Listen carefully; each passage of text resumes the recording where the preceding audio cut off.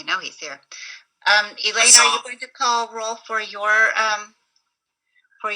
committee? Tracy and Crenshaw will call roll. Thank you. Good afternoon. This is Tracy. Board Member Chavez. Here. Board Member Licardo. Present. Alternate Board Member O'Neill. Here. Board Member Perales. Here. Madam Chair, you have a quorum. Thank you. So, Bevan, we're going to do the pledge? John. Thank you very much, and I appreciate the honor. I pledge allegiance to the flag of the United States of America and to the republic which stands one nation, God, indivisible, with liberty and justice for all.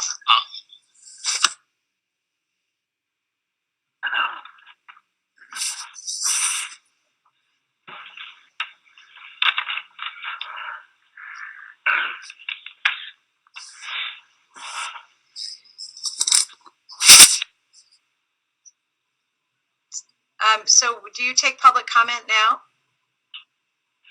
Yep.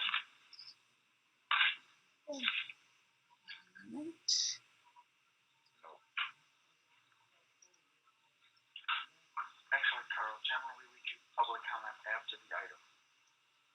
Unless they're doing it for the meeting. Yeah, so we're doing general public comment. Yeah. So I don't show anyone with a hand raised at this time. Just one. Hold on. One moment.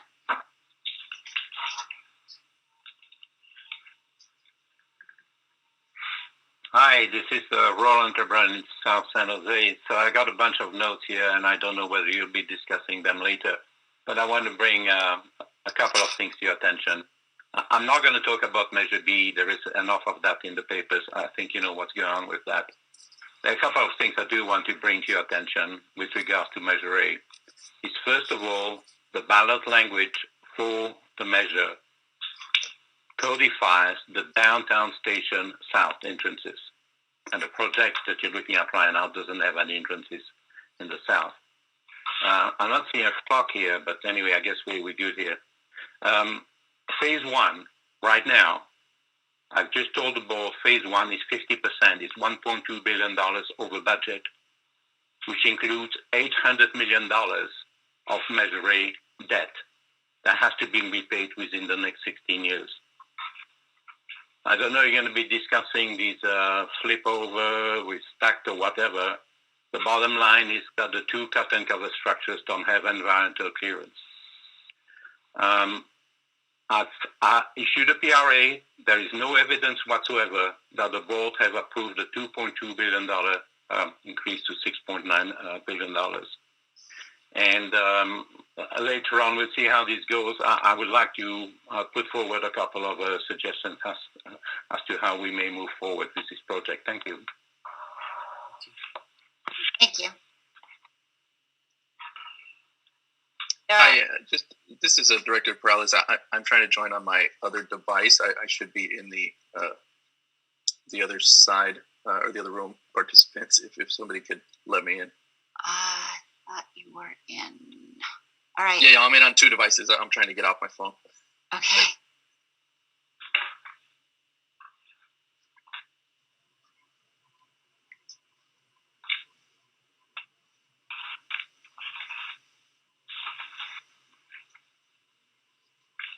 So then while that's happening, item 3 is the information item to receive a report on the BART extension to Silicon Valley Phase 1 to Berryessa. Who's presenting that?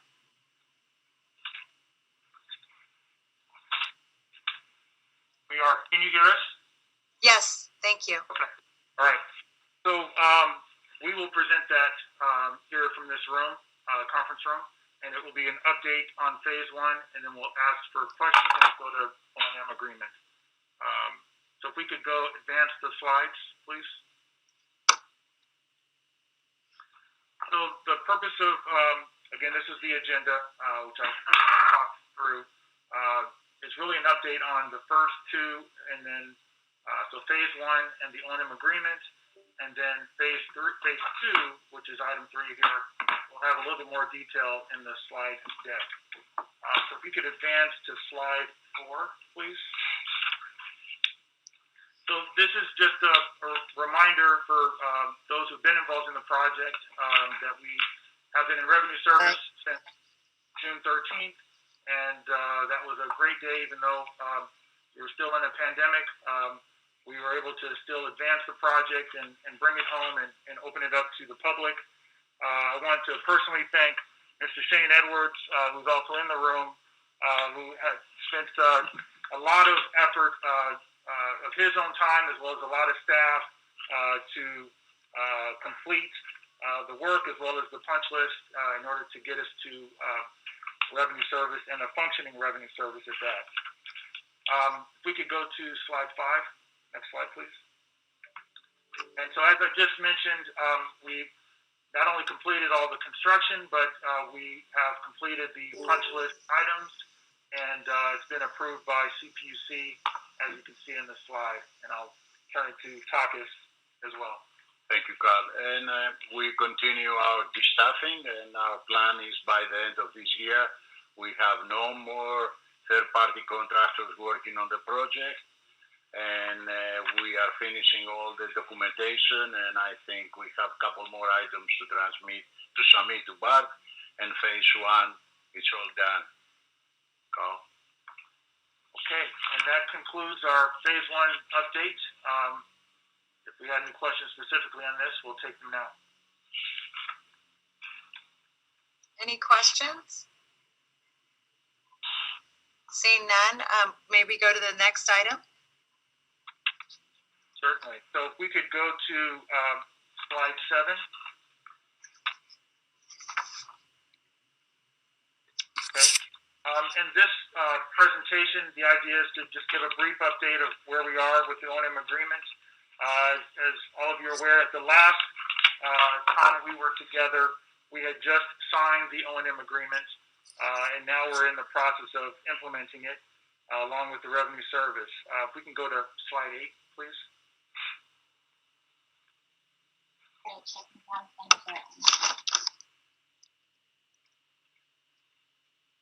So the next couple of slides, when you see them, give a brief update of the ridership.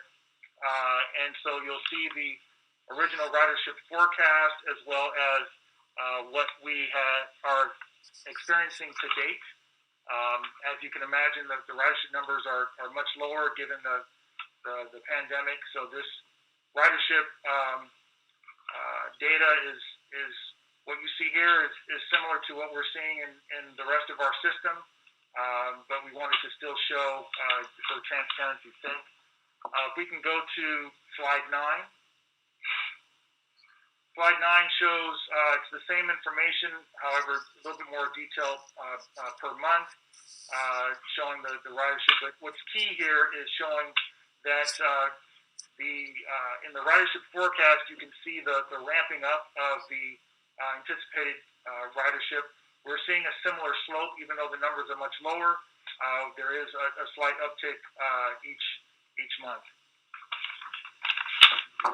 Next slide, slide 10. So some of the highlights, and I'll try to summarize both of these slides, 10 and 11. Basically, they're items that we still had to work through and still are currently working through together in terms of implementing the O&M agreement. And so I won't run through all these here because in slide 11, we can show that all that collaboration has paid off. And so on slide 11, you'll see that we've completed the rail service coordination.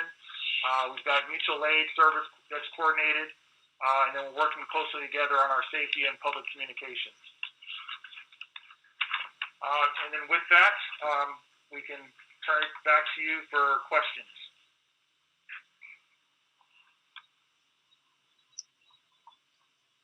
I have a question. Go ahead, Robert. Thank you.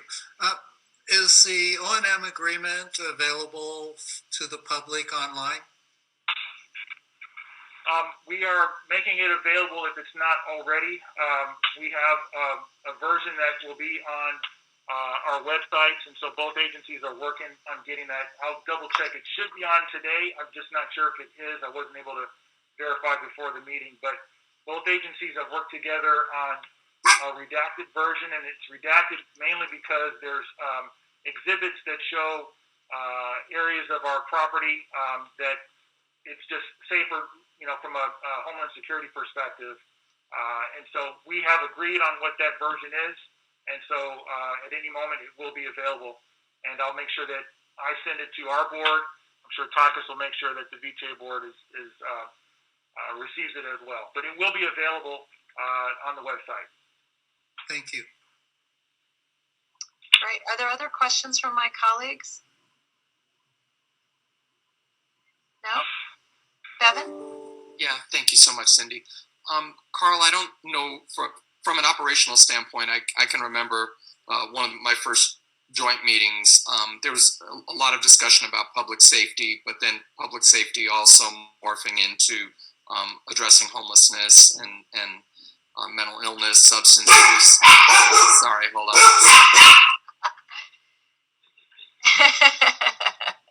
The babies are acting up. So I just wondered, I have a Chihuahua and a Pit Bull, so they sound very discordant to one another.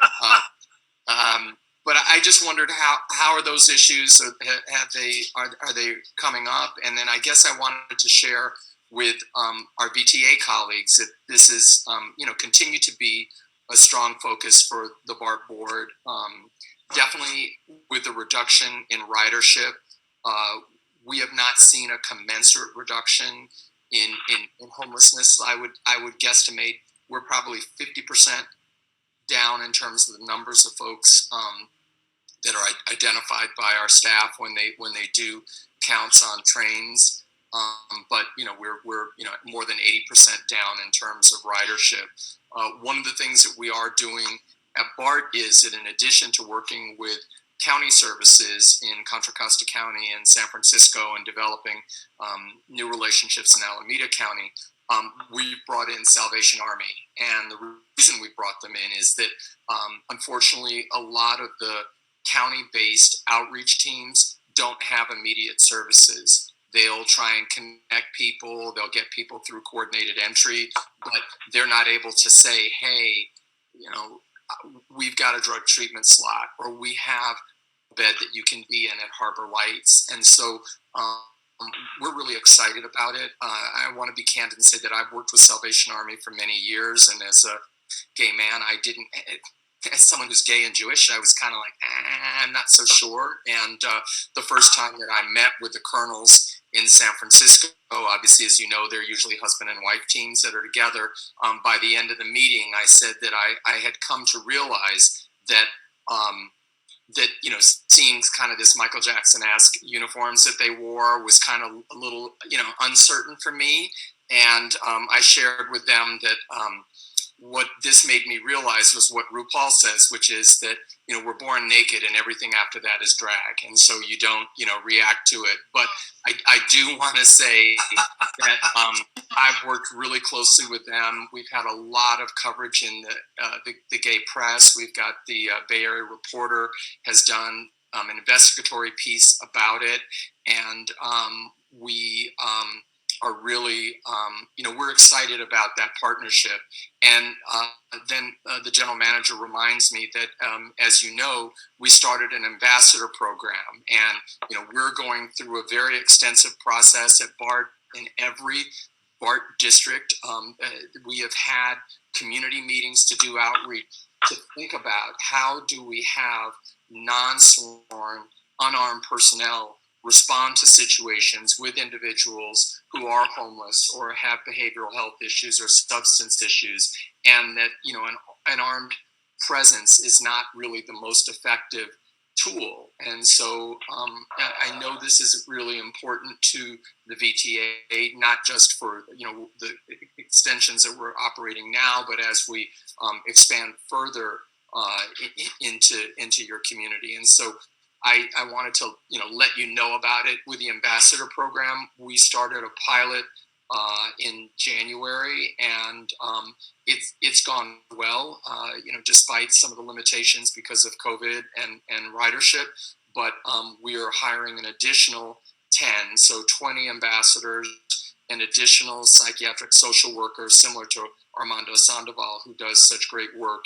And we are looking at reimagining what public safety is. So I did want to just reach out and say, hey, if staff have anything to report, and I want you to know that we're really proud of some of the work we've done. Obviously, we've had elevator attendance, which has been a big improvement and totally changed the experience for people who are disabled or have strollers that are using any of our 4 downtown stations. And we really hope that the Salvation Army partnership, because it is immediate in terms of connecting people to services, which is just so vital when people are ready to change their lives, we hope to expand it throughout the system, and welcome if any of you have good relations with Salvation Army to kind of partner with you on that. Thank you. That's really helpful. I do know that we had asked both the city of San Jose and the county staff to connect with your staff to strategize about this in our area. And so I will ask our staff just to reaffirm that the city and the county have done that. And if not, Bevan, if we or Yes. staff, we can make that connection today. And that's an interesting partnership. I do know the city has much more experience with the Salvation Army probably than the county does in our community, but I think that's an interesting partnership for us to explore. Yeah, and Cindy, if I could just ask Bob Powers. Bob, is there anything you'd want to add to this? Because Bob and our chief have really been such great leaders in reimagining what it is, and we have a lot that's coming up. And I think the ambassador program is just so exciting because the Holy Grail is really having a presence, a safety presence on the trains and on the platforms. That's the number one thing that people want to see. And, Director Rayburn's been an incredible supporter of this. And, just like I have stations that have a lot of issues, he's got stations with a lot of issues. And, we support each other in this. And Bob, I don't know if there's anything you'd want to add. I would add, Director Duffy, the other thing we have done is we have formed in the BART Police Department, we have a new deputy chief, Angela Averett, and she's going to head up a department called community policing. And that department is going to be focusing on community policing. And these ambassadors that Bevan just referenced, there will be 10 ambassadors and 10 mental health professionals, likely paired together. But that whole program will roll up under Deputy Chief Averett, and she, and that will be her focus on community policing, engaging with the communities that BART goes through. And so we think it's going to make a difference, and she's hit the ground running already. So, and then just on that last point, Cindy, so we have engaged, I think our Tim Chan on our side is our point of contact. I believe has been in contact with city staff from Mayor Liccardo's office as well as county staff, and we'll verify that on our end as well. Great. And maybe we could just pull this out when we meet again as a separate item to do check-in. Thanks a bunch for that. Any other comments just on that item? And then if not, I'll go to Liz. Okay. Sorry, I guess my comment may not be relevant on the O&M coordination, because I wanted to make sure that I wanted to get feedback from staff on the coordination during the design process between VTA and BART, but maybe that's the next phase. Yeah, I think that is. I'll hold that. Back to you. All right. Anything else on this phase? We do have one public speaker. Thank you.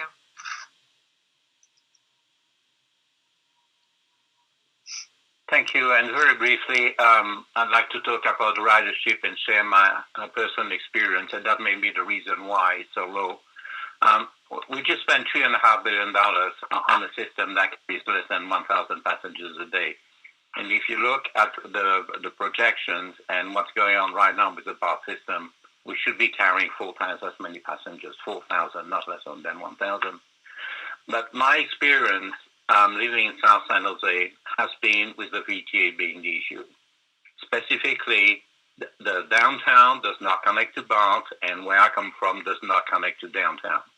And the situation I'm facing right now, if I want to take the VTA to get to BART, is that I had to take the 66 for over 90 minutes to Milpitas BART. That's how basically Google figures out I'm going to get the fastest trip there because I don't have to deal with connections downtown.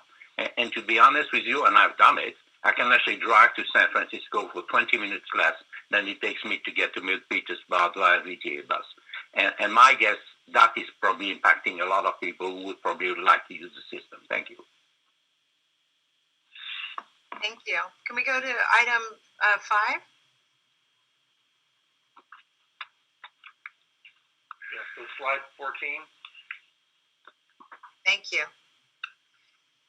Thank you. So this, we wanted to share a little more information on where we are with the Phase 2 project. And so just from an overview perspective, this is the 6-mile extension, which includes 1.5 miles of the single bore in a stacked configuration, 3.5 miles in the side-by-side single bore, and then approximately 1 mile at grade. The single bore stack is confined to the downtown San Jose area.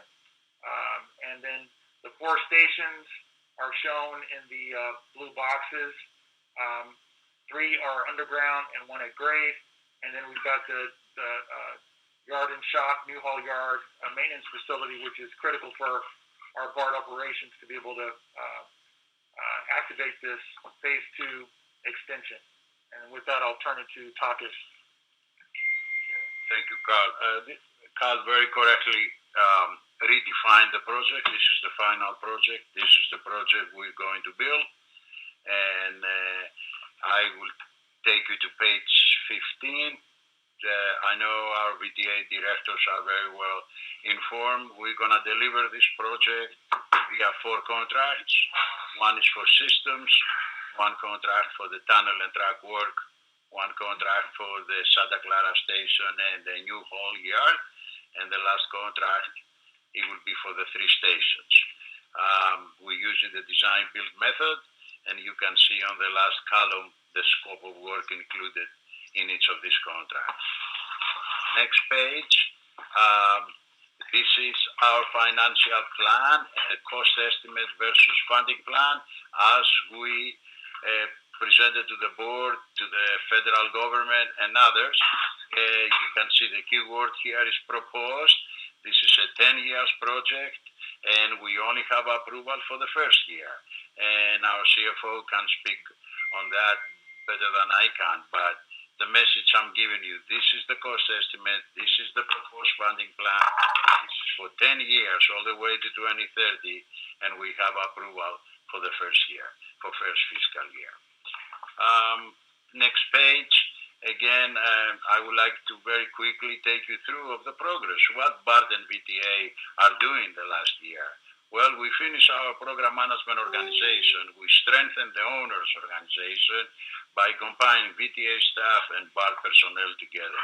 For every project manager on VTA's end, we have a dedicated person from BART working hand in glove. We completed the planning for the right-of-way and the utility relocations. Based on the FTA direction, we did a review of our program, where we are, where we're going, and how we plan to do it. And we got FTA, that's part of the checklist, if you like, that FTA does to the grantees who they are proceeding federal funding. But it was very well received. Of course, Carl was there, all the BART staff. We spent 3 days, and we had about 7 or 8 agencies from around the country. I would like to emphasize here, I know many peer reviews happen in this project from both. BART has done peer review, VTA has done 2, 3. This is the FTA sponsor peer review based on the federal guidelines upon which they make their decision whether or not they fund the project or not. Another significant accomplishment is the agreements. We reached master comprehensive agreements with all the third parties, especially with the city of San Jose. 95% of the entire project is within the city of San Jose. 5% is in the city of Santa Clara. We reached an agreement with Caltrans. Some of you recall the tunnel is going under 3 state facilities, and we reached an agreement with the Joint Powers Board Similarly to Caltrans, we crossing the Caltrain tracks in 3 locations. A special accomplishment of our team was to execute the public-private partnership agreement with Google. That was another requirement by the FTA that we had to show an innovative method in order to approve our expedited project delivery agreement. We accomplished that. And the other thing I wanted to share with you is that FTA, like does for all the approved projects, has assigned a full-time project management oversight contractor on us. And we're meeting with them twice a week and so on for that. FTA is all in. The last bullet, and it's the news I like to share with you, is we got approval from the FDA to proceed with our application for our money, for our funding. And the point I'm trying to make here is this. There are 120 days by law from the moment we push the button for our application to receive the money. And I know my boss and some other people think we're going to be ahead of the 120 days. For that, where we are with this, as I briefed the VTA Board of Directors last night, I have a couple more things to do with the staff based on the FTA questions, and I think next week sometime, Wednesday or Thursday, we will push the button. The whole application, thousands of pages, they are all uploaded, reviewed by the feds, both at the local level and at the headquarters, and we're ready to go. Next page, this is a page which Carl and I will lead in here, and today you're going to meet Manan, who is the BART representative on this activity here, and the VTA representative is Krishna Devi. We form an organization, we call it Rail Systems Organization. This is the organization from a top technical staff in both agencies. We get together to prepare the input to each of the 4 contracts. That's the requirements, the design criteria, and the standards. For that, the BART design criteria, the BART requirements are going to be reflected inside these books. These books, it will be contracted, it will be bid and contracted with the rest of the contract documents. And this is the big effort ahead of us to finish this, and it's a tremendous effort, really. And Carl and I can sign those 2 books together and make it available to the contractors. The next, so I'd actually like Manan to speak to this as well, because he's instrumental in creating this collaborative organization. It's, again, BART and VTA together, and it's to show how we are co-creating and co-developing and co-reviewing the requirements and criteria so that we can advance the project. So, Manan? Good afternoon, directors. Thank you, Carl, for that. This is actually a perfect example of practically implementing lessons learned from phase 1 as well as other mega projects and coming up with a joint body. We came up with the RSO with very clearly defined objectives. Briefly, the objectives are as such: to start with the end game in mind. End game being defined as systems integration testing, acceptance testing, system certification, and revenue service. Define the BART's operations, maintenance, and safety requirements, including using the BART facility standard as well as key specifications concept of operations. Integrate the roles and responsibilities from the comprehensive agreement. BART is lead on the systems, but this organization is the one where complete integration is transpiring. Integrate the roles and address BART's legacy concerns, develop contract requirements through one team approach, pursue configuration, requirements, and interface management throughout the life cycle of the project because of the project, and ensure no surprises. With that, I will hand it back to Carl. Thanks, Manan. We can go to the next slide, slide 19. Continue briefing, especially the BART Board of Directors, our VTA directors. I brief them every month. We have additional work going on now, and additional discussions with BART. Through the based on our O&M agreement, we VTA need to support the BART new train control program known as CBTC. We also finishing up the rail procurement. Some of you may know that the agreement is for BART to buy 60 new rail cars to be for operations in the Santa Clara extension. I understand BART as of last week has bought already 50, and there are 10 more coming in the year ahead. And we continued the meetings with the FTA. Some of you know from past experience dealing with 5 contractors working for FTA on a project of $6.5 billion.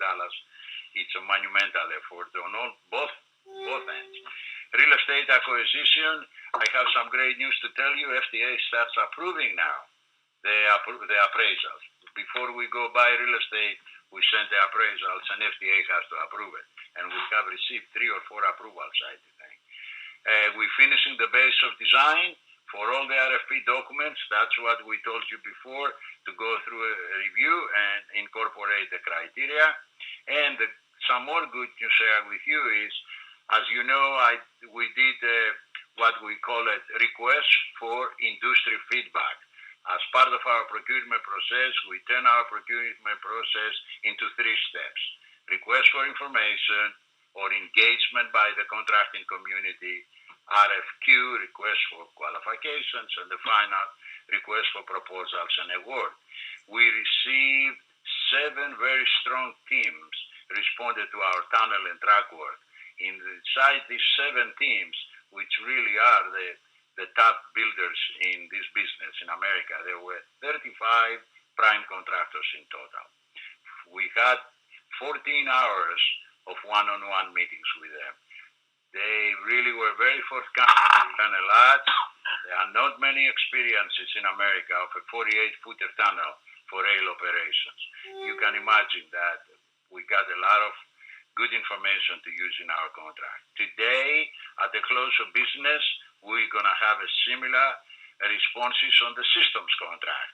And that's another first. Some of you remember the last time we talked that the systems contract is going to be a separate, self-standing contract to support every other contract. Instead, putting a civil contract and then try to figure out who was on first here. And that's another lesson learned from phase 1 we collectively have under our possession now. Stations, after the holidays, we're going to receive the request for proposals submittal on the stations. Already the RFIF is on the street. On page 20, for the benefit of the VTA directors, I was trying to give you a synopsis of where the 4 contracts are. For you to see with your own eyes that your teams here, BART and VTA teams working and non-stop. We have 6 months here to finish the contract documents. That's what the message here is. RFQs and RFPs, you can see sometime in May or so, we'll be pretty much there. And then I want to make the point here. This is the goal we have. This is what we're proposing. This is not a fixed concrete for award for sure. Awards can come early in 2022 and so on. For that, I just wanted to share that with all of you. And my last page here is the typical framework schedule I share with my board of directors every month, and I wanted to share with everybody. As you can see, the green check marks, we're making schedule. Things are moving as we plan, and we're going to keep you posted as we're going on. That's my presentation. We are here to answer any questions you may have. Thank you for the opportunity to brief you. Thank you. I think what I'd like to do, if it's all right with my colleagues, is take the public speaker and then come back to the board for discussion. Thank you. Thank you, Madam Chair. So during public comment, I mentioned potential issues with Measure A and Measure B. So if you look at the funding plan, we have got $4 billion, which are questionable. I touched on the environmental issues. There is another area in that slide which shows $320 million of, past work. Back in October, the FTA PMOC pointed out that there's $168.8 million worth of professional services that don't belong there. So that has been taken from there since. But, you know, as a member of the public, to me, this looks a lot like the Boston Big Dig, whereby we're going to start being a hole big enough that there will never be enough money to fill it. So I'd like to present a couple of alternatives for your conclusion. It's moving forward, let's live within our means. I think we have got enough money, hopefully for less than $1 billion, to continue with the extension to 28th Street, and I hope BART would agree to that. And also, I think at the other end, we could actually advance the double tracking between Santa Clara and Alviso. And what that will allow us to do is to start providing BART-like service, and it may actually be operated by BART, but BART-like service between South San Jose and North San Jose in about the same time that it currently takes us to get to downtown San Jose via the light rail. And that's my 2 cents. Thank you.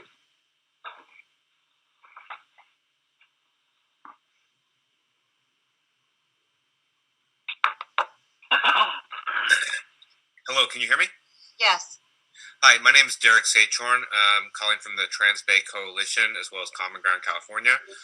I just wanted to say, as designed, this project it's just over-designed. I think the Santa Clara extension is duplicative of Caltrain service given the 2040 business plan. And that we really should start thinking about how we can cut costs, not just on that Santa Clara extension, but also on the design. VTA has other demands on its county sales tax beyond BART, and you really need to start thinking about ways to streamline this project so, as the prior caller said, it doesn't become a money pit. So look at redesigning that single bore, and maybe rather than spending 2-3x global standards for an extension, doing cut and cover and just paying businesses for the losses that they incur. That would be cheaper and more efficient than just over-designing a tunnel. Last, I just want to say, I really think that VTA should explore value capture for this project. The LA Metro is considering using value capture to fund its extensions given the sales tax decline during COVID, and value capture and enhanced infrastructure financing districts and other tools can help buffet that. I know that other cities and there are other uses for the county sales tax that people are making demands on, and value capture can help reduce that demand and give VTA additional revenues to help fund this and complete this service. So thank you. That's my 2 cents.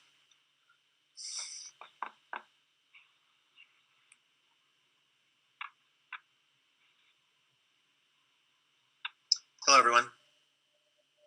Hello, John. My name is Joshua. I'm a transit writer and advocate with Common Ground California. I want to start by offering my thanks to the committee and everyone involved in working on such an ambitious project like the Phase 2 plan, which is going to be so very important to improving mobility across the entire region, I think. That being said, I do think there are some changes that could be done to control costs and maximize ridership and community benefits, and also ensure sustainable funding for operation into the future. First, to reduce costs, I think I'd be in support of alternative plans to use 2 separate, smaller boring tunnels through downtown, and also reevaluate whether or not the extension to Santa Clara is necessary, given that it overlaps with existing Caltrain service. And then lastly, and most important to me here, is that I would like the committee to be open to working with our state legislature in the next session to pass laws that would enable land value capture to fund transportation projects like this one. It would include things like one-time fees on new transit-oriented development to fund the initial capital costs, as well as like continuing sources of revenue from things like leasing property used by businesses and residents near BART and VTA stations. When BART originally opened nearly half a century ago, we had the choice to use land value capture or fund operations through a sales tax instead. And ever since, our regional transit system has created a lot of opportunity for residents and still try to grow with whatever new revenue we could get from sales taxes, all while property owners benefit from windfall land values partially made possible by the transit system. So let's choose land value capture for the next half century and beyond. Thanks.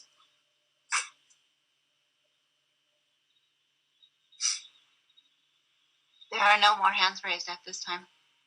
Thank you very much. I'll go back to my colleagues and are there any questions or comments from my colleagues? Liz, do you want to start us off? Thank you so much. I do appreciate those comments, and I hate to say this again, but the whole method, construction method of cut and cover, I hope that we could maybe consider that in the downtown stations, just because if we didn't go as deep, we would then have to do the relocation of the utilities. The utilities are likely really old. And then it would also trigger redoing of the streetscape. So wider sidewalks, new lighting, new paving, new entrances, maybe both sides. Director Rayburn pointed this out earlier that we need to have both sides of access to the station. But really it's an interesting evaluation that I hope that the design team can look at. Maybe get a third-party estimate and look at maybe another constructible option that would actually improve the downtown with a new streetscape. And I just had some questions about the RFP process, or this RFQ process we're going into. Maybe we can go to slide 21. I was interested in hearing from the staff on the innovations. If, say we did get a third-party review and it showed there could be some savings. And then this is a question for staff. If we're going to go into design build, could we ask for an innovation on potentially a cut and cover consideration in the downtown stations? I know we have to do environmental work. That's another snafu, but it could be some benefit to doing an innovation of constructability methods if there was a benefit of putting in a new streetscape with the savings of not going down so deep of the tunnel. Hopefully that makes sense. So I guess the question is, can we do an innovation with a design build tunneling project? So I'll start. This is Carl. I'll start, Director Ames, and then Takis can amplify the answer. I believe with the RFP process, the way that the contractors are set up with the who's the prime, who are the subs, and any JV partners, it's likely that it will be challenging to move in that direction and have the right people giving those options. And given that they've already had industry outreach in regards to some of these options, so I believe they already have information that's helped them make this decision to move in this direction with the single bore tunnel. And so with that, I'll turn it over to Takis. Thank you, Carl. Director Ames, we have been studying cut and cover versus single bore tunnel for 3.5 years, I believe, way before my time here. There are quite few third-party expert consulting studies done. VTA has spent a lot of resources to do those studies. And as we speak, we have on board expert consulting advice outside of our own consultants, which we get advice from them about the tunneling and so on and so forth. For that, this has been studied. The cost-benefit analysis you mentioned has been done, and the conclusion was, let's go for the 48-foot tunnel, which not only the VTA Board of Directors adopted and approved it, but the feds studied it. And as you heard me saying, we are moving. This is the final project configuration. Okay, I just would like to get a copy of that so that maybe that can be posted online. It's just helpful, like the O&M agreement or just background information. Sorry. Yes, I think we have a lot of that material. We need to have somebody after the pandemic get together, yes, I agree with you. We need to get all these things together. Okay, and then my final comment is just, is VTA or the city of San Jose, I guess, pursuing a business improvement district or some kind of a district that streetscape improvement could happen on, basically new street lights and pedestrian style lights, wider sidewalks to make it downtown. Sorry, Bevan, are you needing to? I put him in the queue, Bevan. I have you in the queue, and I have John in the queue. And I didn't want to interrupt you, Liz, to say I see all of you waving wildly. So there you go. Okay, I was wondering. Yes, Sam, if you don't mind. Yeah. The short answer is there's no imminent plans for a BID now. We already have a property-based improvement district. We are already imposing a commercial linkage fee in the downtown for affordable housing, and of course, for many, many years, like many cities, we leveraged tax increment financing to build improvements in the downtown. We're certainly very open to other ideas, particularly around how we could revive a TIF. But obviously, it would involve very important discussions with our friends at the county and elsewhere to see how we could fill any gaps that might be needed. But for the most part, our investment overwhelmingly in the downtown is private. We don't have a redevelopment agency anymore, so we need private sector partners. The good news is several have stepped up, and they're paying for literally tens of millions, in some cases hundreds of millions of dollars in infrastructure. Madam Chair, if I may, this is Nuria Fernandez, General Manager of the Valley Transportation Authority. I wanted to address Director Ames' question about streetscaping. As some of you may know, 4 years ago, we completed a bus rapid transit along the same spine from 28th Street to downtown, and significant streetscape was included in that project. We rebuilt not only the streets, but the sidewalks and added light standards, very attractive light standards. So as it pertains to the BART project, any disruptions that occur at the station locations will have streetscape. That's part of the contract. The only section where the streets were not repaved and sidewalks redone was from the downtown to the Deardown station. So that will be included in the contract for any disruptions that we create.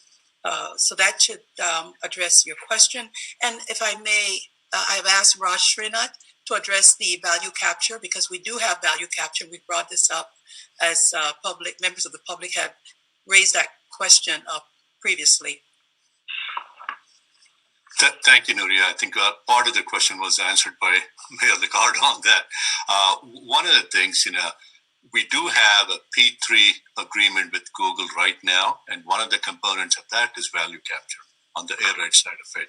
There are two other components on the agreement with Google now, which is interim construction parking and also giving us construction easement. All of that add up to about roughly $75 million in value. We already have an agreement. In fact, that was a requirement under the EPD application, which Talk has talked about, which we plan on submitting. One or two of the speakers also mentioned EIFD, which is the Enhanced Infrastructure Financing Districts. We are definitely pursuing that. Again, as the mayor mentioned, we are in conversations with some of the cities as well as the county officials on that. With EIFD specifically, that was a law or a statute that was passed about 4 years ago in California. It captures the growth in property taxes, property values. In other words, there is a baseline set at the time of formation of these districts. Then any growth over that, which usually takes many years to materialize, that can be monetized. Again, there are several stakeholders or interested parties in what the growth could be or would be. So those discussions we're definitely having. That's definitely on the cards. We are pursuing that. That may not help us with the construction of the extension, but it would definitely help us with the ongoing operations and maintenance costs. I just wanted to add that. Well, that's really good news. Okay, so and then I am appreciative of getting updates on the lessons learned from phase one. It sounds like the two teams, the BART and the VTA staff, are working closely together. So that I the only concern I have is like what the community is saying is that this project keeps going up in cost. And as an engineer, I know this happens when you have more design, there's construction inflation, all of these things pour into this that gets the number up. So I am looking for some kind of innovations in the construction. Maybe if it's not cut and cover, maybe it's in the design of the stations. I don't know, but I'm hopeful that through this RFP process or the design build process that you would ask for some innovations that continue to push the envelope on reducing the cost of the project overall. But thank you so much for allowing me to comment on this. Thank you. Liz, I'm going to go to Bevan and then to John. Thanks. I wondered if I can just speak to Carl and to Raj, and I'm trying to ensure that I'm thinking about things the right way. So, and so your response and saying where I might be off in what I'm thinking. So we're early in the design build project, and I guess number 2 is that establishing design criteria is critical and timely with both agencies working collaboratively, and it sounds like that is happening. And my understanding is that all safety concerns are not yet figured out in the stack tunnel, but as long as the right staff are involved and the consideration is rigorous during the design and construction, then the project will find solutions that allow our riders to safely evacuate and allow first responders to rescue those in need.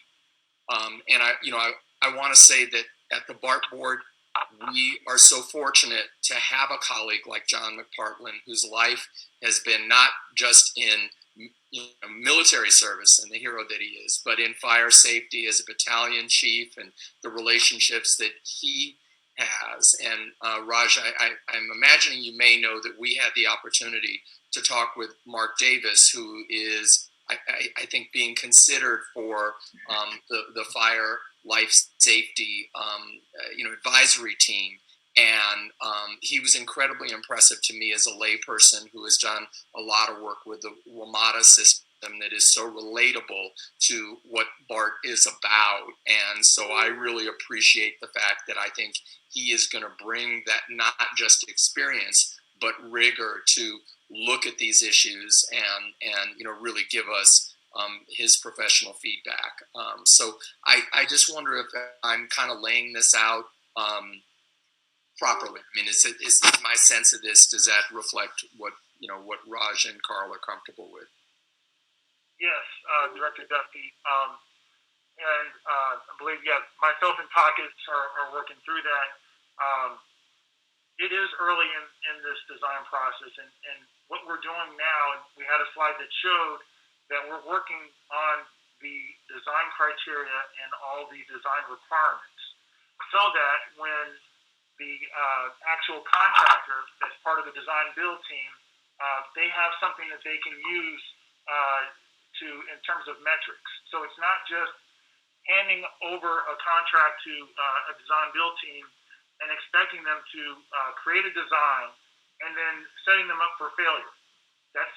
It's not something that would be right for anybody, and certainly not for our riders. So what we're trying to do is complete these requirements together, and we're developing a committee, and this committee will consist of a couple of BART employees. It will consist of 1 or 2 consultants, one of them intending on being Mark Davis and maybe one of his designees. And then we also have, I'm sure there'll be 1 or 2 members of VTA staff. But then we will also have someone from Santa Clara Fire as well as San Jose Fire that will be part of this committee. The idea is that it can't be just one person with their expertise to say this is the way it should be. It needs to be a committee so we can truly have a collaborative effort that can look at how can we make this stacked section as safe as possible.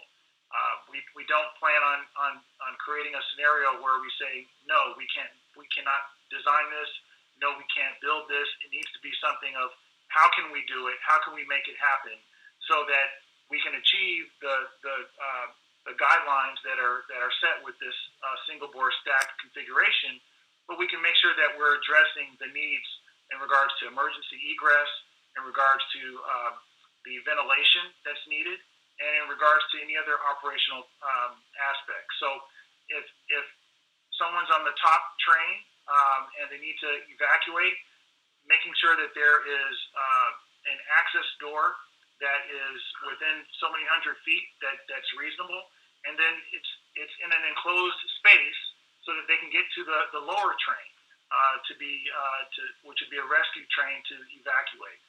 So we're not presenting those details right now because those are the elements that are being worked on with both agencies. And so, but I will say that we were able to advance the amount or length of the single bore stack configuration. Previously, we were looking at roughly 2.4 miles, and the way that this has advanced is that we're looking at approximately 1.5 miles. So that should show progress in itself, and it's a combination of looking at how to make that safe egress really work with the right amount of safe refuge, the right amount of access travel paths, and keeping in mind NFPA 130, which is the regulation that we need to comply with. So I hope that answered the question. It does, Carl, and I want to hear from Raj, but I guess the way I would think about it is that we want to make sure that we do have this safety element. I mean, I don't want to feel as if we're just kind of, that we have to make what is the preferred approach right now, that really safety is the priority. That's what, that's what the priority is. And Bevan, I think what you're asking, if just to make sure I'm clear, Sure, is that you're saying that you want to make sure this was considered as we chose this option, not that it would be retrofitted into the option we've chosen. Yes, and that once these experts look at it, that it's looking at it from the standpoint of can it work, and how does it work, and that that I don't know what the answer is going to be. I mean, we may get some concerns that can't be mitigated, and I think then we have to make some serious decisions. I mean, at least that's what I'm thinking is where we are. I appreciate the point, and I want to let Takas respond. Raj doesn't do our safety stuff. It's really Takas who's our lead. Sorry. Thank you so much. That's all right. But I want to let Takas respond. I do want to just say to my colleagues that are on the BART board, the safety issues were of the highest priority to our board as this was being considered. So we're in complete alignment about making sure that people can safely exit, whether it's an emergency or just a regular day. And if it is an emergency, that we're really prepared. So let me let Takas, if you don't mind, weigh in on that. Yes, thank you, Madam Chair. Director Dusty, your questions were right on target, and you got very good answers out of Carl. We have three tools here, three good tools. Tool number one is NFPA 130. If that's the federal law, we all have to qualify. Tool number two is the CPUC. CPUC regulates all this for us. We went through all this painful experience with them on phase one and so on. What do we do to address? In addition of the technical and engineering concepts, Carl mentioned to you, we have specially established fire life safety committee with the experts he's mentioned, and we're going to expand that to the two fire chiefs, and the San Jose chief, and so on. And all this expertise will come together. And before you see the books, remember on page 18, I show you the 4 books. All these things, it will be reflected accordingly. If it is related to tunnel, it will be in the tunnel book. If it is reflected in the stations, it will be in the station too. I wanted to refresh Director McParland's memory here. We did that together, sir, on SFO. You remember me? My name is Takis. And we did SFO project together, and I had 4 books on SFO, and you and I spent time reviewing this, and we put it out with the contracts, and here we go.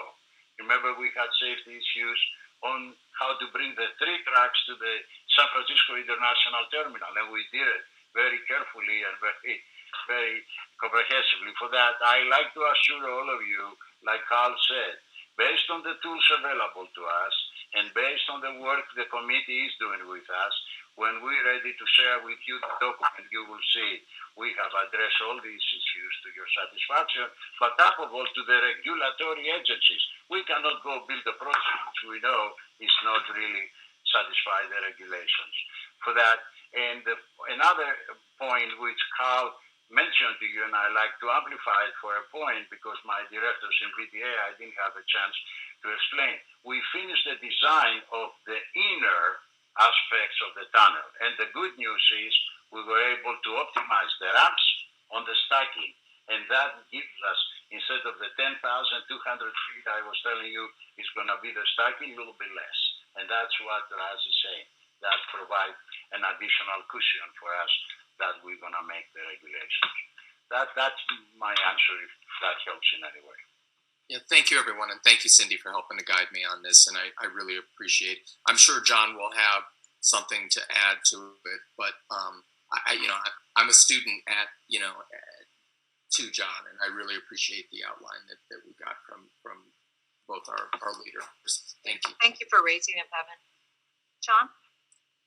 Thank you for giving me the opportunity to speak on this. And Bevan, thank you for preceding me. It's almost like you were my lead-in act to help me out. I'm going to have to start off with a little bit of levity, but it also ends up putting everything into perspective. One of our speakers ended up saying, with the BART system being in operation for almost a half a century, and I'm going, damn, I was a recruit firefighter when I went into the BART tunnels before service ever started in 1971 and 1972. So while I find that heartening in one respect, it really makes me feel old in another.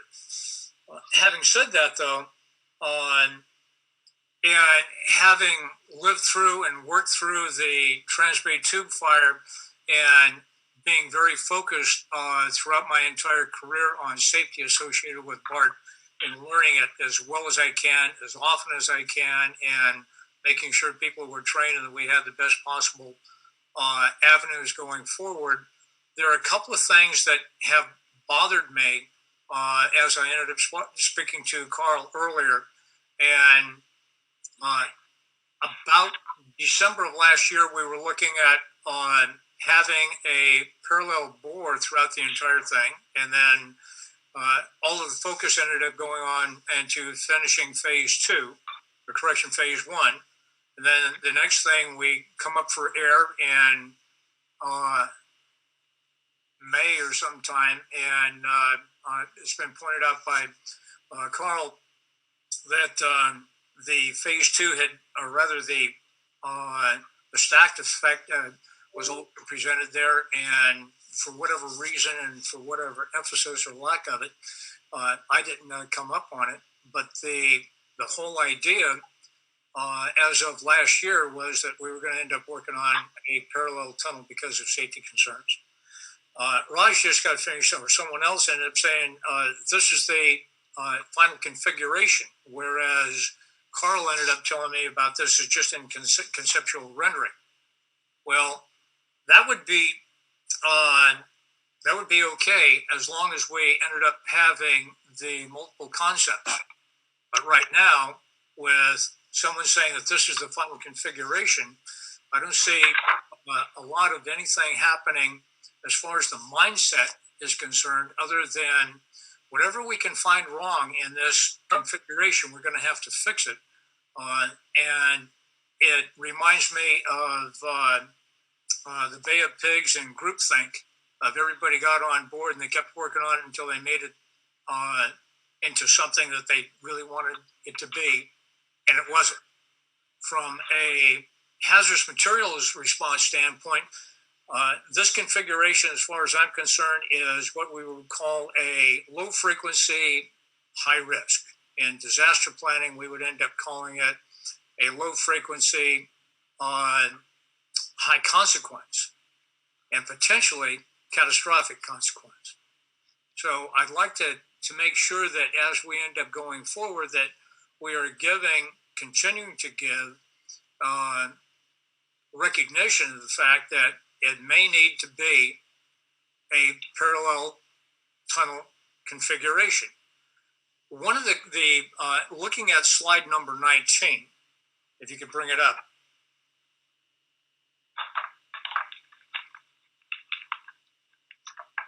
Can we bring up slide 19?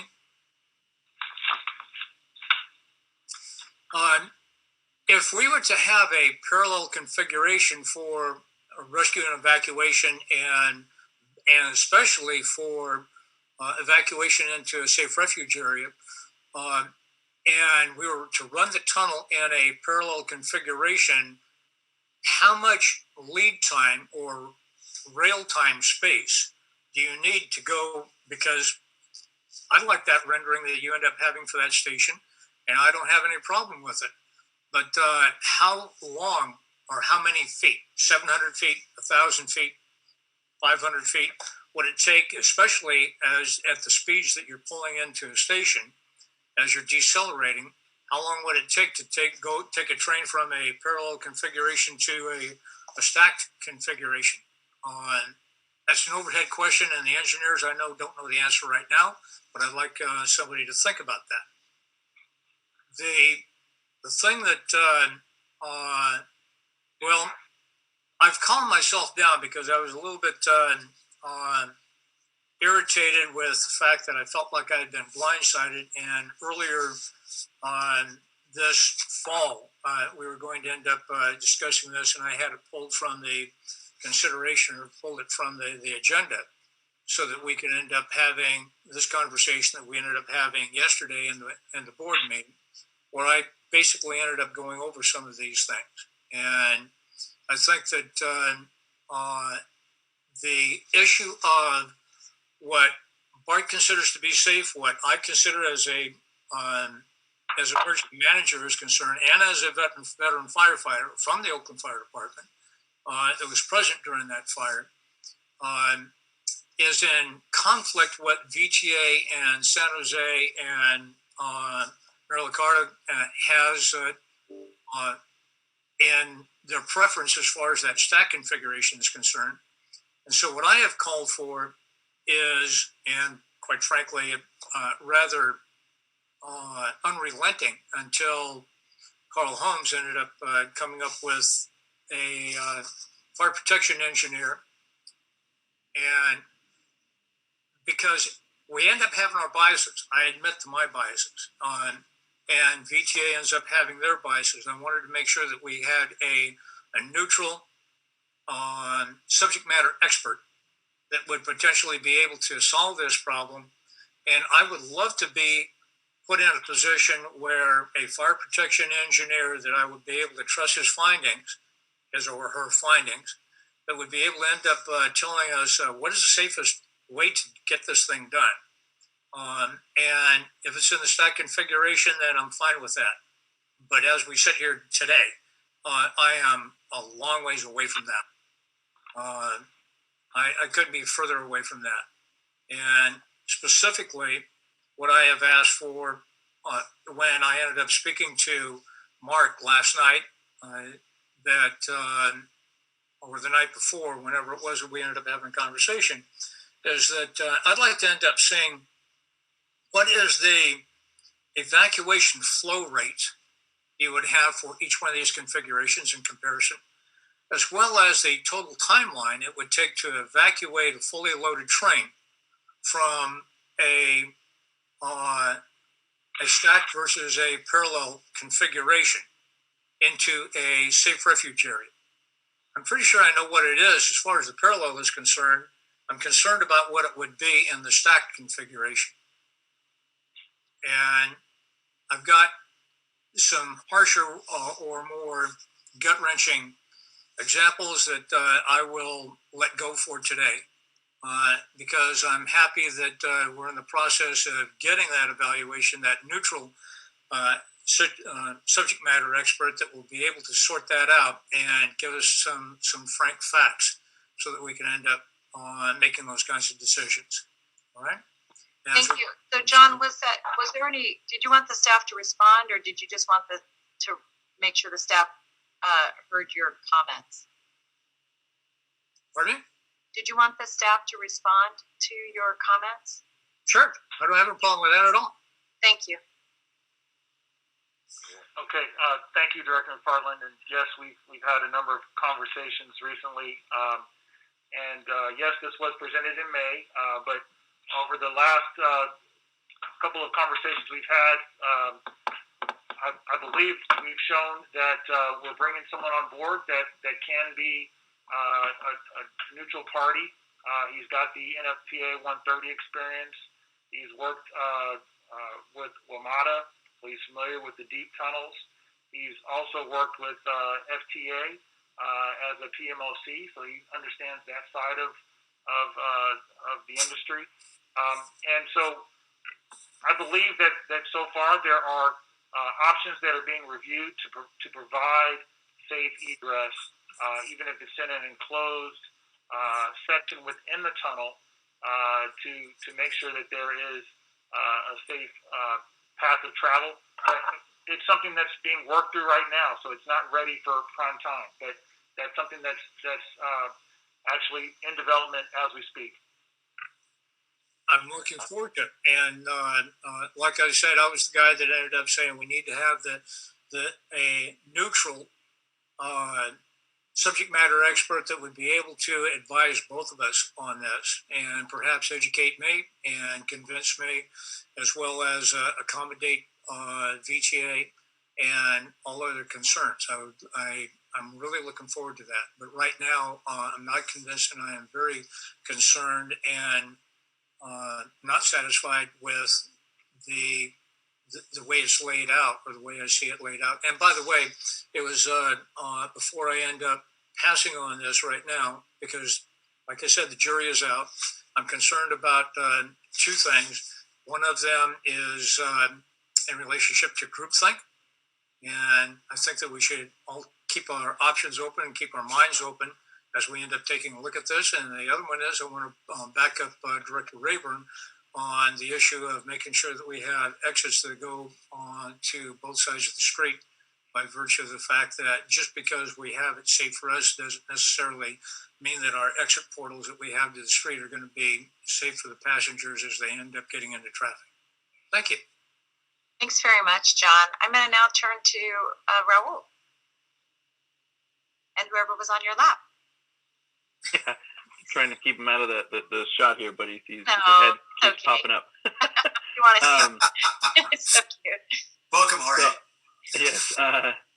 So a couple of things, and one, obviously, just in regards to what Director McPartland was saying, and I'm curious because I know we've had this conversation for a number of years around the sort of interpretation of safety and what VTA is looking at, and what BART and then us as directors for VTA and BART directors. So I'm curious. I know what I've been presented, a number of times, is that obviously we're not going to compromise with safety. There are safety requirements and standards that we have to meet in regards to, obviously, evacuation and the different types of emergencies. It's not just, right, as we know, fires. It's all sorts of emergencies that could come, and some of them inevitably, right, as we've seen some terrorist type attacks, that it doesn't really matter what you put in there. Just the fact that you have a tunnel underground, right, is going to put a lot of people in danger. And so I guess for me, if staff could just reiterate, right, that is the case, right, that we're not compromising in that regard. And then I'll kick it over back to John to just say, is that what you're looking for? Or are you essentially saying, throwing the standards and our requirements of safety out the window, you're looking for what would be even, more safer than what the limitation or what the requirements may say? And so I think I'm just curious on that, but maybe staff can respond first, and then John can kick in. Okay, that's fair. I would have to end up saying that in a career in the fire service and responding to disasters around the United States. I'm sorry, John, I didn't mean to interrupt you. I was wondering if staff could respond to the question first, and then I was going to kick it back to you to answer. Okay, all right, excuse me. Go ahead. Director Morales, you were correct. We're following all the standards, safety standards. Like I said, we follow the NFPA 130, the federal law. It's very clear. The CPUC, and the CDC too, right? And CFC comes one of them. And we're working with the fire department. So this is all part of why we have this committee. So we are using the guidelines, we're using the regulations and the laws. Yeah, that's the answer.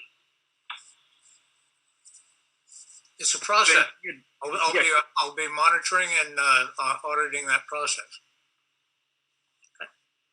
So I guess my question for you, Director McPartland, was just, are you looking for something beyond that? Because I know that you're stating obviously the sort of uncomfortableness that you have with this stacked approach.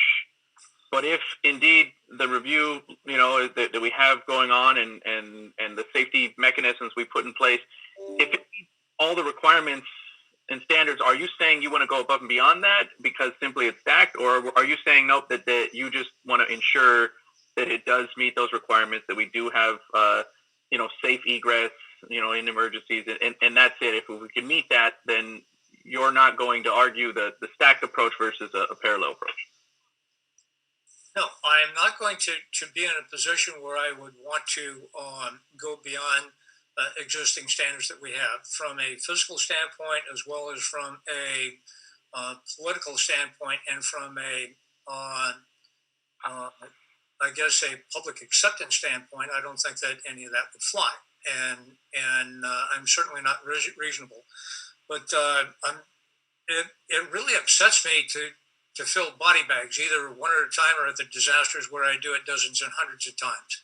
And the whole idea that I have already stated to the mayor on one occasion was when he asked, well, what's the difference? Why are you so fixed on that? And I said to him, and flippantly said it, but it was very true. And that is that in the Transbay Tube Fire in January of 1979, one person lost their lives. And if that same incident had occurred in a stacked configuration, nobody would have gotten out of there alive. And that doesn't let me sleep at night, because our trains right now, a fully loaded train carries 1,500 people. It's just a number, but to help you internalize that, that's more than half the deaths that occurred on 9/11 between the Twin Towers, the Pentagon, and Flight 93. That's enough to keep me up at night.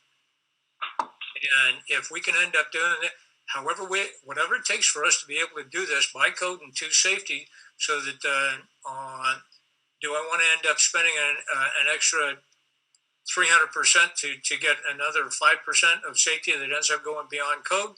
No. I want to end up having, like I said, I want to end up having a subject matter expert that could end up telling us all what is the safest way to go, and what is going to end up being within code. And beyond that, if I don't agree with that guy, I acknowledge that I have my bias, and that in point of fact, I am certainly not the expert that would be able to end up making that call. I'm going to accept what that fire protection engineer has to say. And after having talked to him and knowing the depth and breadth of his knowledge on rail, I am more confident that I'll step back and salute the process of whatever we end up negotiating. But I definitely am going to be involved in that process, either actively or passively monitoring the process as it goes forward. Now, is that okay? Does that seem unreasonable? No, not at all. I appreciate the answer. Right.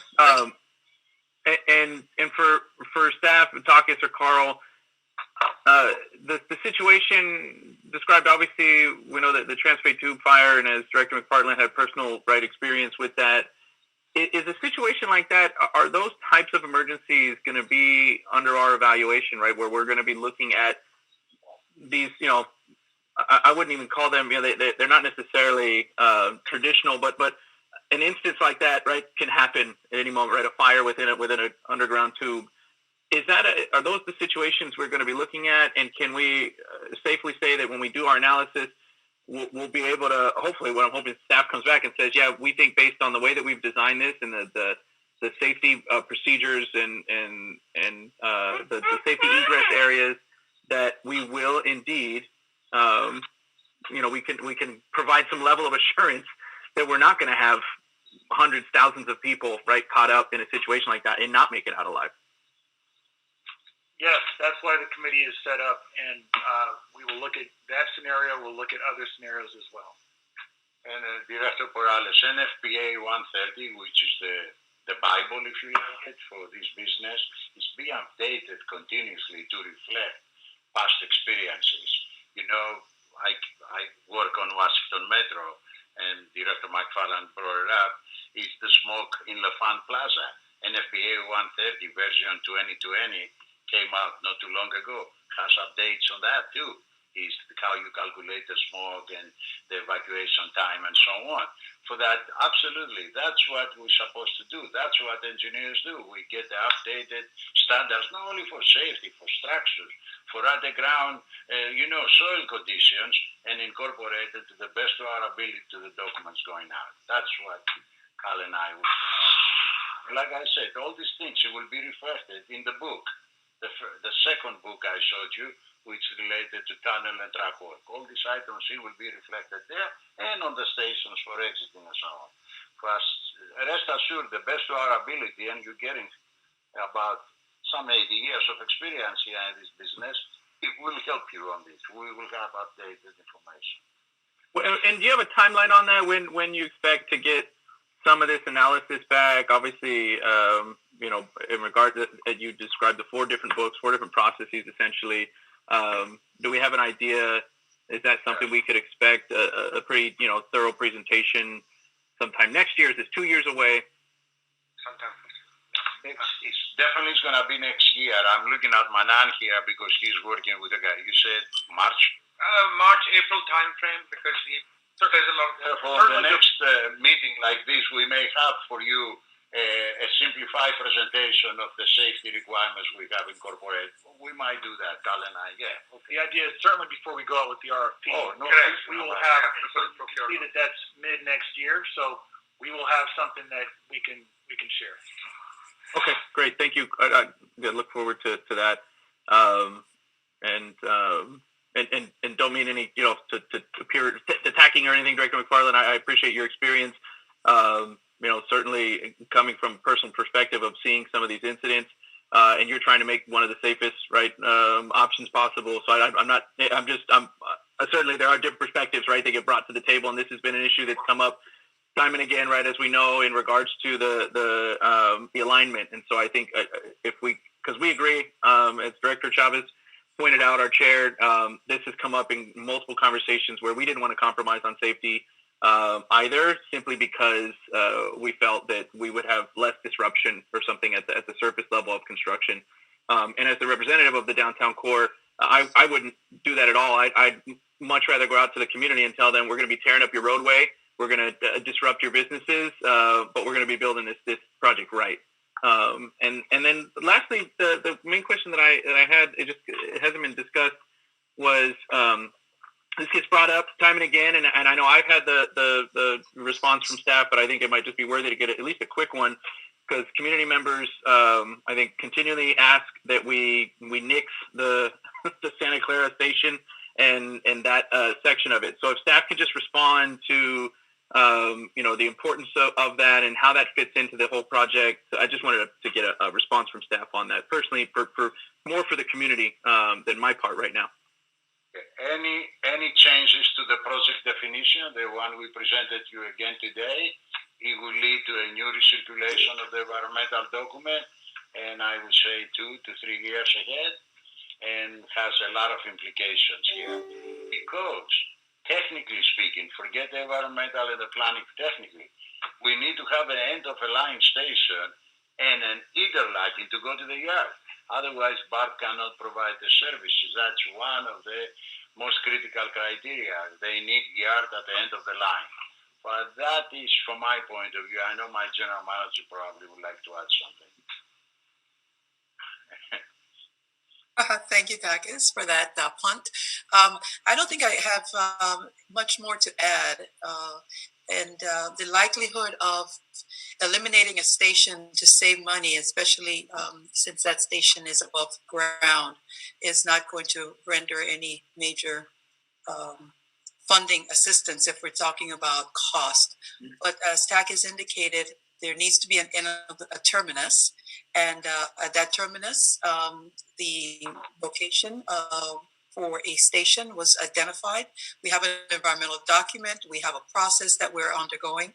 Notwithstanding the fact that things may change, there may be emergencies in the future that require us to rethink. But as of right now, the process that we have undertaken, the course that we're following, we've checked all the boxes, received support from state, local, and regional funding, and are now looking to seek for federal dollars based on this alignment, which has been approved by the board. Thank you, and that was all my comments, questions. Thank you very much, Mayor Liccardo. Thank you. I apologize. I had to step out for a minute. So if I'm repeating anything, just feel free to cut me off.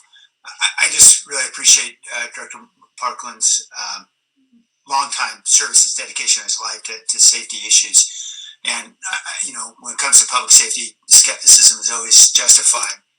I just think that, as we think about the challenges of groupthink, the two ways to battle that are, first, make sure we're soliciting, good opinions from independent experts, as he suggested.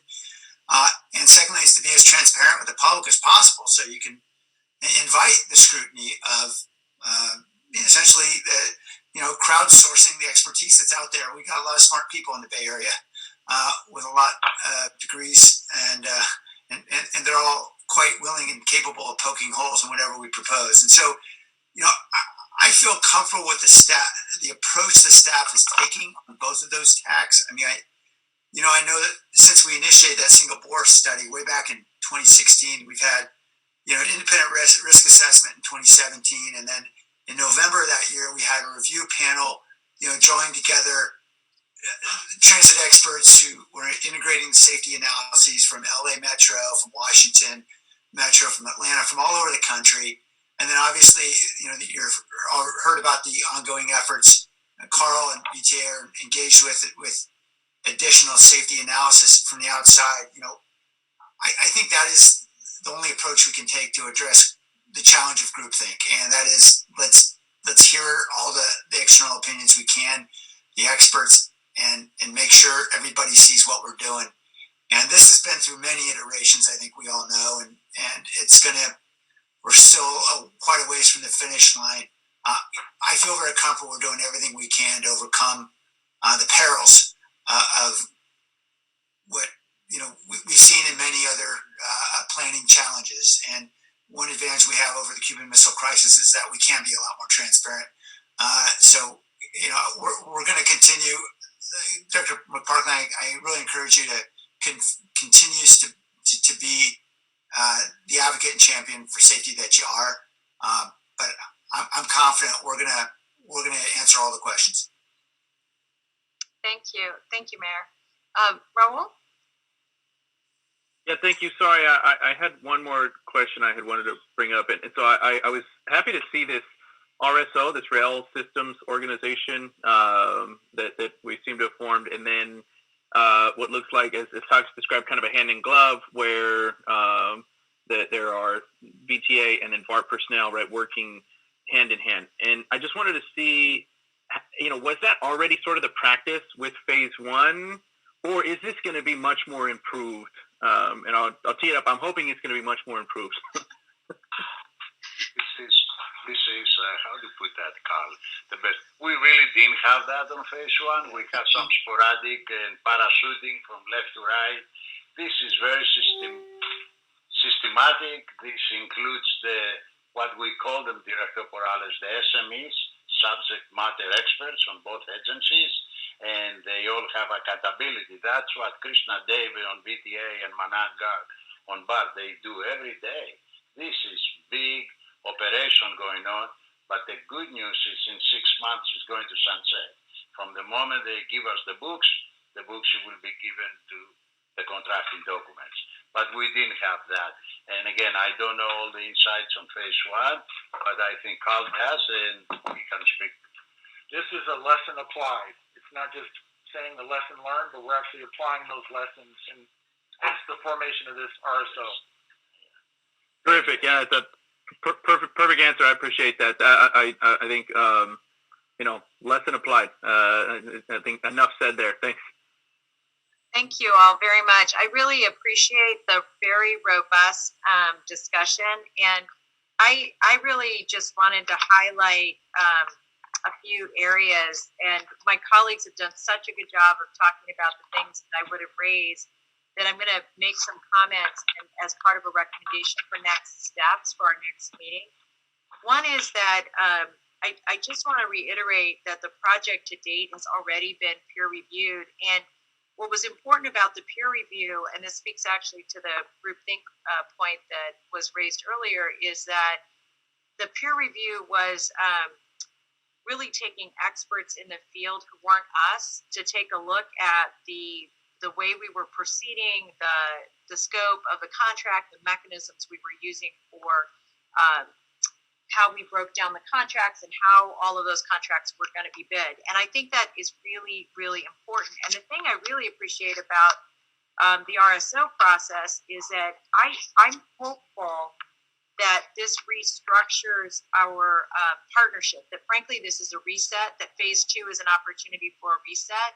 And I'm really excited about codifying the expectations in books, frankly, that from an oversight perspective, and I'm really speaking to my colleagues on the board, that we will have much more knowledge to be able to say, kind of call balls and strikes. Because I know you probably felt this way as I did, that there were times I was saying, what just happened? And so I think this is going to be a little more of a way for us to think about and really weigh in on behalf of the public. And then one thing that I just wanted to it's not really a question, but really a request. What I heard from my colleagues is that there's a high level of interest in better understanding and shared applied opportunities to address homelessness as at the stations. That there's a continued interest to understand the tools that we're using to apply to our evaluations relative to safety. And I'm thinking about this in terms of next agenda items for our next meeting.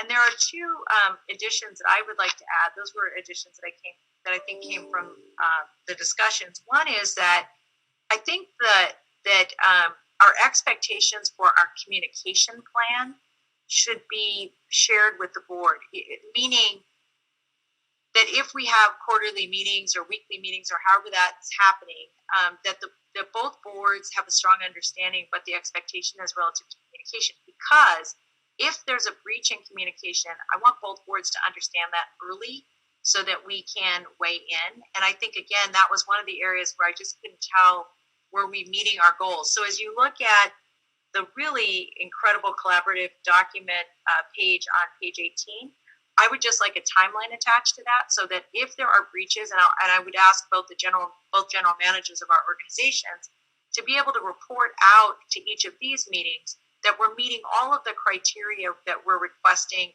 relative to communications between the two organizations. And if there's any deviation from that, that both boards are informed at the same time from both general managers. Like, where are we and why are we having challenges? And then the last thing is, I'd really like for our next meeting to get a fleet management plan. And what I really want to better understand is how the investments that we're making, we as a partner and a contractor are making in terms of investment of rolling stock. I want to better understand how that is being invested over what timeline, if there's a deviation from the timeline, why. And I'd really appreciate that at our next meeting. So what that would leave us with for our next meeting is addressing homelessness, an update on progress relative to the evaluation of the safety of our alignment, a better understanding of how the communication process will be managed, and how the board will be informed if there's a deviation from that, and lastly, a fleet management plan so we understand the investments being made by VTA relative to the fleet purchasing and when the fleets will be available. Those are some ideas, colleagues, and I'm curious about your thoughts on that. Liz? Thank you. Yeah, that was a great summary. Oh, I lost it. Oh, here I am. Okay. Yeah, so I guess I'm getting a lot of constituents, and I'm sure this is in the papers too, I'm sure, that we need to come up with cost savings. And I'd like to know if, now that we're getting the design criteria established to go out to do the design build process, there's time to put in innovations and maybe potential cost savings. And I'm getting these questions like, can we do cut and cover at the stations, for example? And I'm not clear if maybe that is cut and cover at the stations, because you've got that giant, I guess there's a graphic that shows we're daylighting into the street section there with the elevators coming up from the tunnel. But if we could just kind of get an update on these innovations that we might be able to put into the design build, it would show transparency that we are trying to do cost cutting. I know costs go up the longer we go out for construction, but something like that, we can come up with these kind of ideas from the contractors themselves, if possible. So again, I'll just ask staff that my understanding is that when we do RFPs and that there's a series of requests, a series of approaches. We're going to take RFQs, RFPs, and RFIFs. And that as a key component to all of those, you're asking that an element in each of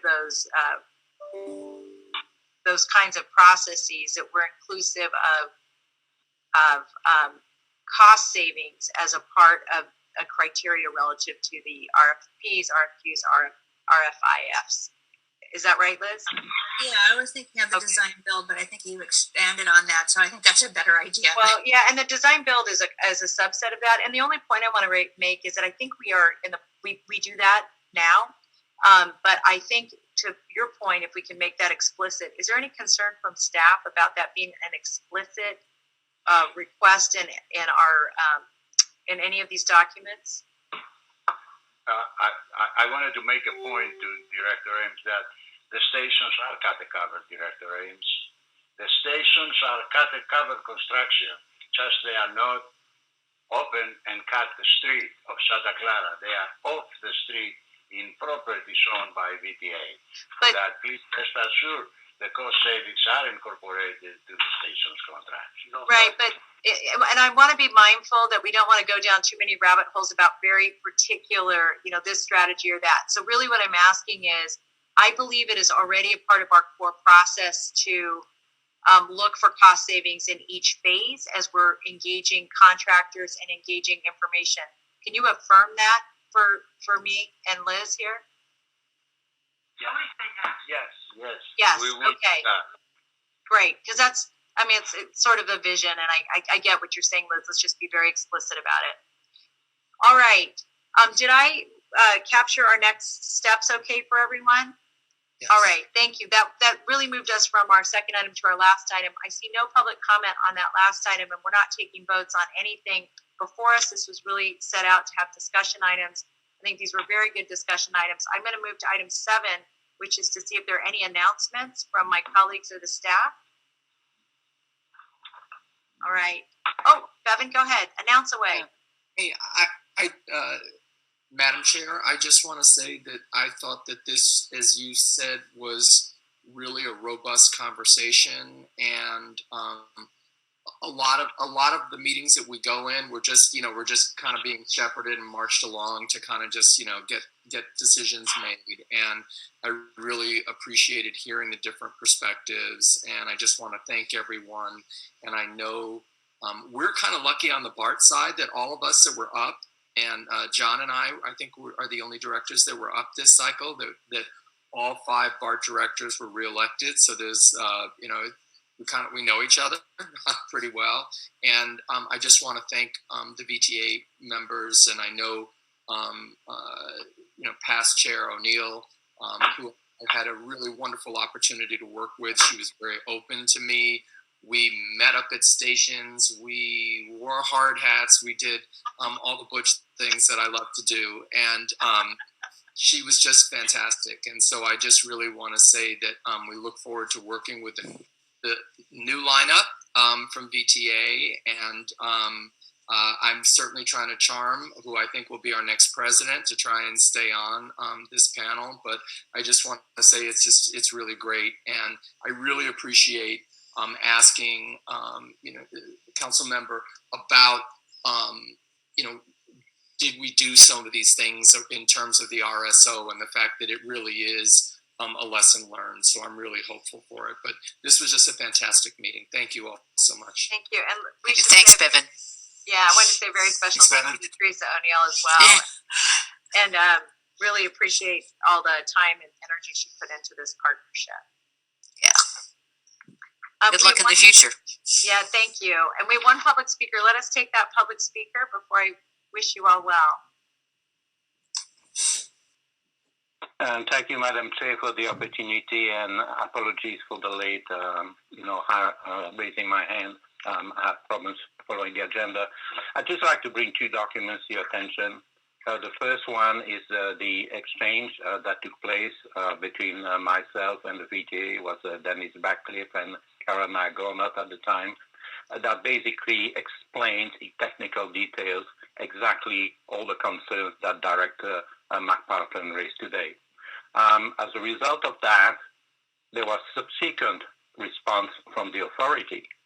And it's actually a company that made a proposal back in July that basically addresses every single one of the concerns that Director Ains made, which is basically it's hard to achieve twin ball downtown without cut and cover at a saving of $1 billion.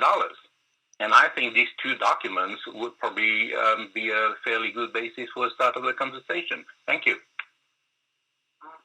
Thank you very much, Roland. Appreciate that. And Cindy, I made one mistake. I just want to say it's been so great communicating with all the members that I did not acknowledge how much we appreciate our staff. And I'm sorry for that.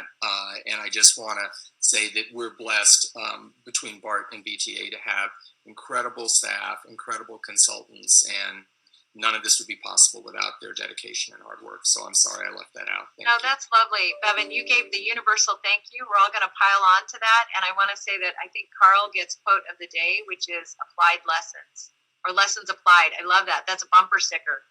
And again, I just want to say a very sincere thank you to all of you, wishing you a very safe holiday season. We look forward to reconvening with all of you, and we'll see who we get next. That's a really good point. But I deeply appreciate all of you and the leadership and work and the attention you brought to these meetings. And thanks for giving us Robert to be part of the Deer Dawn station plan. He's been really represented you all well. So have a safe holiday, everybody, and we look forward to seeing you. And thank you for all the hard work. Bye. Bye. Bye, everyone. Thank you, Patty and Jacqueline, for hosting. This is Elaine. Have a good weekend. Thank you. You too.